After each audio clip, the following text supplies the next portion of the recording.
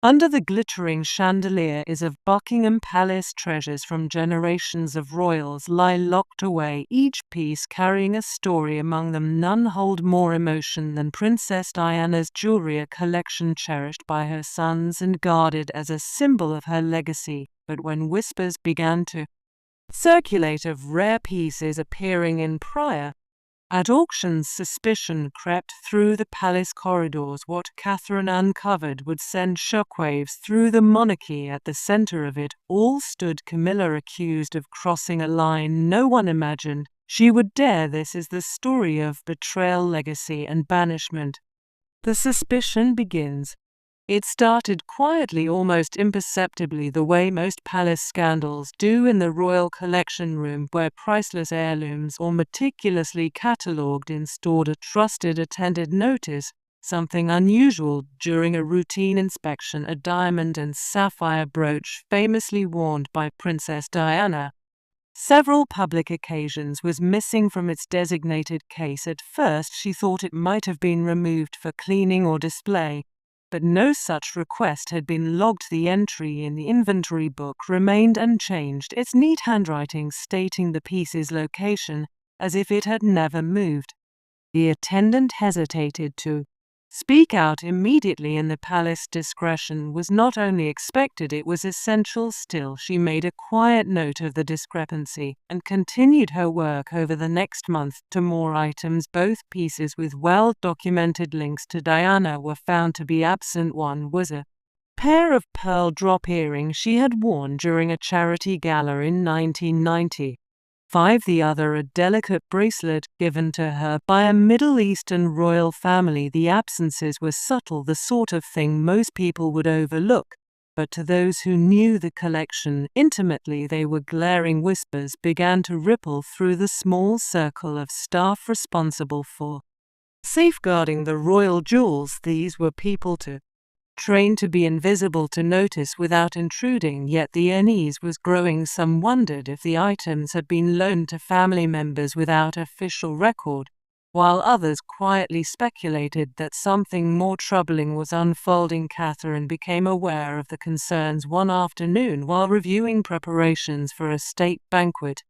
An attendant she trusted lingered at the end of their meeting, her tone cautious, as she mentioned a small inconsistency in the jewelry log. Catherine, who understood the sentimental and symbolic weight of Diana's collection, felt a flicker of alarm when she asked to see the records herself. Sitting in her private study, Catherine examined the inventory book. On the photographs attached to each listing, the missing pieces were not just any jewels, they were ones that had featured prominently, and photographs of Diana, pieces instantly recognizable to the public and deeply personal to William. The idea that they might be unaccounted for made her pulse quicken. She requested a list of all recent loans and cleaning schedules, but as the pages were placed before her, the truth became harder to ignore. There were no official requests for these items, they had simply vanished that night.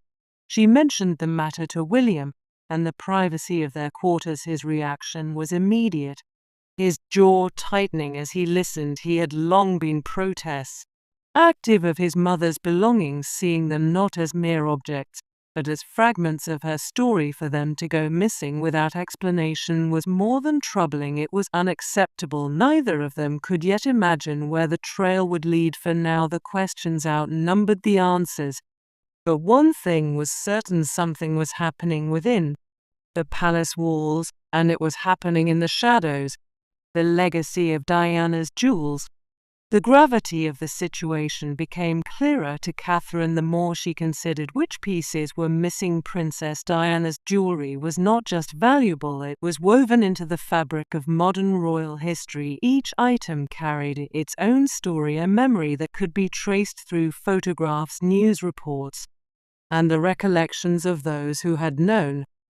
These jewels had been worn at state banquets, on royal tours, and in moments of quiet charity work, each appearance adding another layer to their significance. The sapphire and diamond brooch had once belonged to Queen Mary before it was passed down to Diana as a wedding gift. She had worn it not only at formal engagements but also in less public moments, pairing it with tailor jackets in a way that redefined royal fashion. The pearl drop earrings were among her most elegant possessions, often chosen for charity galas where she wished to strike a tone of dignity and grace. The bracelet, delicate but rich in meaning, had been a personal gift from a Middle Eastern royal family during a tour that showcased her ability to connect with people across cultures. Since Diana's passing, these pieces had been handled with utmost care. They were not simply locked away, they were preserved as part of her enduring legacy, one symbolizing a moment in her life that her sons carried with them. William, in particular, had been vocal about ensuring his mother's possessions were protected for him. They were not merely heirlooms, but tangible links to a woman whose absence was felt every day. When Catherine had first joined the family, she had been shown parts of the collection, not as a privilege of status, but as a gesture of trust. Over the years, she had worn certain pieces for special occasions, always mindful of their history. She understood that wearing them was not about personal adornment, but about carrying forward Diana's presence in moments that mattered. That was why the thought of them being unaccounted for felt so deeply wrong. It was not just a breach of security, it was a violation of memory. The disappearance of such pieces could not be explained away as a clerical error. It required intent, access, and a willingness to cross a line that most within the palace would never dare to approach. In the days following her discovery, Catherine began speaking discreetly to staff who had been in service long and after know the collection's history. She listened to their accounts of how pieces were logged, who was permitted access, and what security measures were in place. The same sentiment echoed in each conversation. Or something to vanish from the royal vaults without record, someone with authority had to be involved. The more she learned, the more her unease grew. These jewels were not just missing, they had been taken. The question that remained was where they had gone, and why. Catherine knew the answers would not be easy to find, but she also knew she could not stop looking. An unlikely trail. The first tangible lead came from an unexpected source. Catherine was reviewing correspondence from various royal patrons when a letter from a trusted charity associate in Paris caught her attention. Tucked between updates about an upcoming fundraiser was a casual mention of a private auction in Monaco. The letter's author, a woman well acted in elite circles, noted she had seen a striking sapphire and diamond brooch listed in the catalogue. A piece she was certain had belonged to Diana. She assumed it must have been loaned out by the family for charity purposes, but Catherine knew no such arrangement had been made.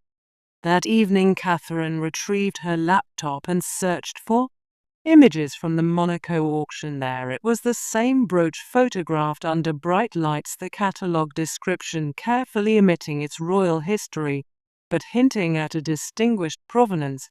The estimated value was staggering, but what caught her attention more was the discreet note that it had already been sold to a private collector. Her paw else quickened. This was no coincidence. She quietly contacted her associate asking for any further details about the auction and its sellers. A few days later, she received a reply containing a list of lots sold that night, along with discreet photographs of the auction's preview event. In one of the images, blurred in the background, was a figure Catherine recognized instantly as a senior aide from the palace who was not usually involved in the handling of royal jewels. It was the collection she needed to begin pulling at the thread. She spoke to William that night, showing him the photographs and the auction listing. His reaction was one of restrained fury, the kind that came when Rail touched something personal. He agreed they needed to proceed cautiously if this was happening in connection with Diana's collection. There was no telling how many pieces had been sold quietly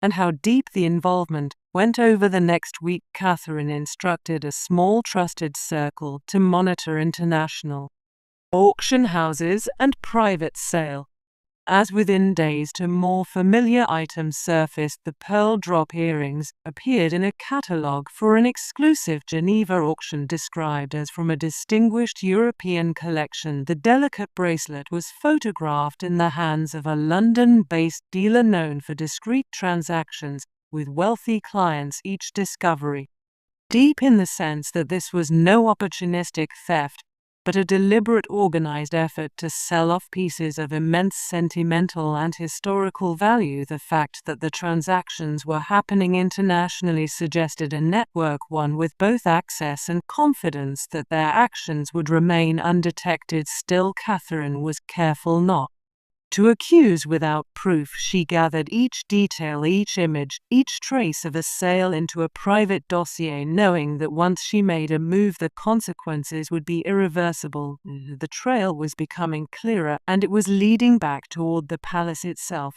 Whoever was orchestrating this believed they were untouchable. Shield by status and position, Catherine knew that illusion was about to be broken. Catherine's discovery.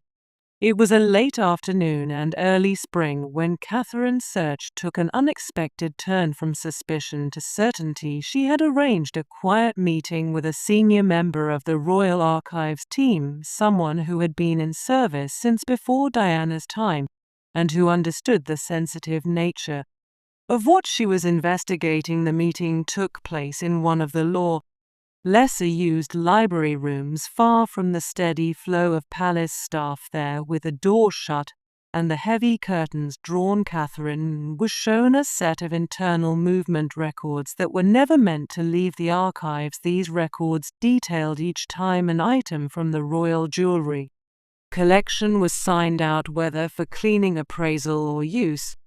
Catherine's eyes scanned the pages, the familiar names of staff appearing in the columns alongside dates and authorizations, signatures. Most of the entries were routine, but then she saw a cluster of authorizations for the missing pieces, all dated within a few weeks of each other, and all signed under the authority of Camilla. Her breath caught.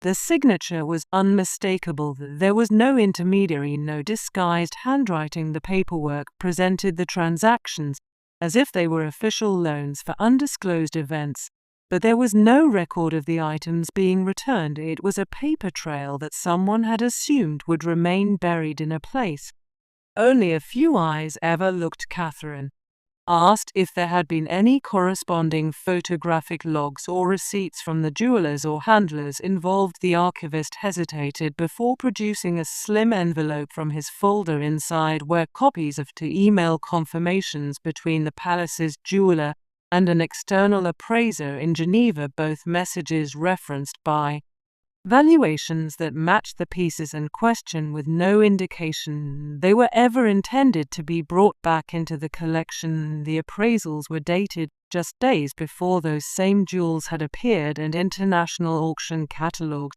She sat back, the reality settling over her like a heavy cloak. The options were no coincidence. The missing pieces had been deliberately removed under the guise of official palace business, their trail disguised by the authority of someone in a position to avoid questions, and that someone was now in possession of the kind of access only the most trusted family members enjoyed. Leaving the library, Catherine walked along echoing corridor toward her private quarters. Every portrait on the walls seemed to watch her pass, as though the weight of the family's history was silently urging her to act. She thought of William, of the promise she had made to honor Diana's memory, and of the quiet betrayal these actions represented. By the time she reached her rooms, her mind was said this was no longer a matter of suspicion or spurs. It was evidence, cold, clear, and undeniable. The person at the center of it had not only crossed a moral line, but had done so with confidence that no one would challenge them. Catherine knew that confidence was about to be tested. The next step would be confrontation, and there was no turning back. The internal investigation.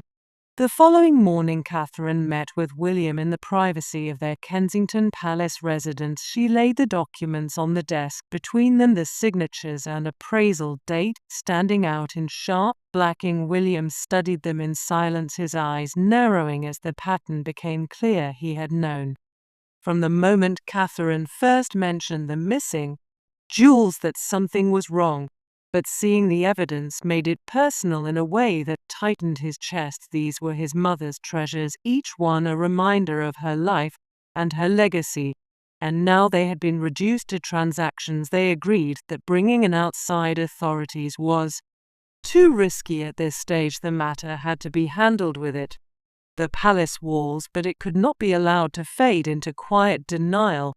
William reached out to Lord Chamberlain, the highest-ranking official of the royal household, requesting a discreet inquiry. The request was worded carefully, framing it as a clarification of asset management protocols rather than a direct accusation. This was the only way to ensure cooperation without alerting those who might try to cover their tracks. Within hours, a small team of trusted palace investigators began their work.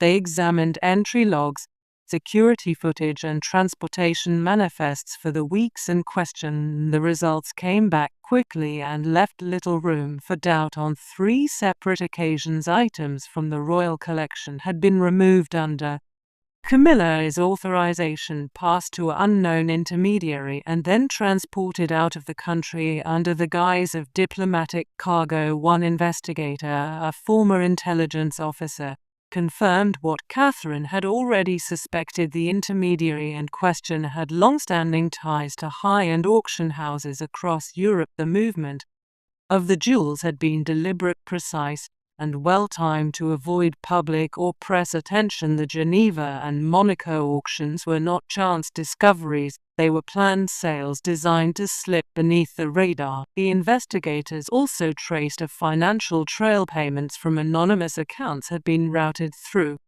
a series of shell companies before landing in a trust connected to an associate known to be close to Camilla. While it was not a direct deposit into our own name, the connection was strong enough to form a chain of implication. Every detail pointed to a carefully orchestrated scheme, one that could not have happened without her knowledge and consent. When the preliminary report was delivered to Willie, him and Catherine, there was no mistaking the weight of what they held. The findings were comprehensive, the evidence overwhelming. It was no longer a question of whether Camilla had been involved, but why she had risked so much. Was it greed, revenge, or an attempt to weaken their position in the eyes of the public and the monarchy? As Catherine closed the folder, she felt the shift from investigation to action. They had enough to bring this directly to the king.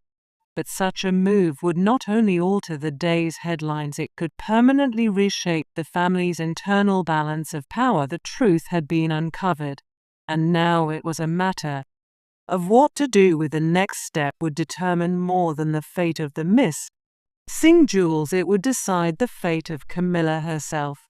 The confrontation. The meeting was arranged for late in the evening, long after the last of the palace staff had gone home. It took place in the king's private study, a room lined with centuries-old books and portraits could seem to watch in silent judgment. William and Catherine arrived first, the investigative report in Catherine's hands. They waited in the kind of stillness that made the ticking of the grandfather clock feel like a drumbeat. When Camilla entered, she carried herself with the same air of confidence she always wore, though there was the faintest flicker of weariness, and arrived. Charles remained behind his desk, his posture straight, but his expression shadowed. He gestured for everyone to sit, but Catherine remained standing, placing the report squarely on the desk before him. William's voice was steady as he explained the contents of how the missing jewels had been traced from the vaults to international auctions, the authorizations signed, and Camilla, his own hand, the intermediary with documented ties to her circle. He did not raise his voice, but each word carried the weight of accusation. Camilla glanced briefly at the documents, then leaned back in her chair. She claimed it was all a misunderstanding, that certain items had been moved for evaluation and potential insurance updates. She insisted there had been no sales, no intent to remove anything permanently from the collection. Her tone was calm, but her gaze avoided the sharp eyes of Catherine, who knew the report disproved every word. Catherine stepped forward, then her voice quiet. But from she recounted the timeline of the removals, the appraisals in Geneva, the photographs from Monaco, and the financial trail that led back to an associate, and Camilla, his inner circle.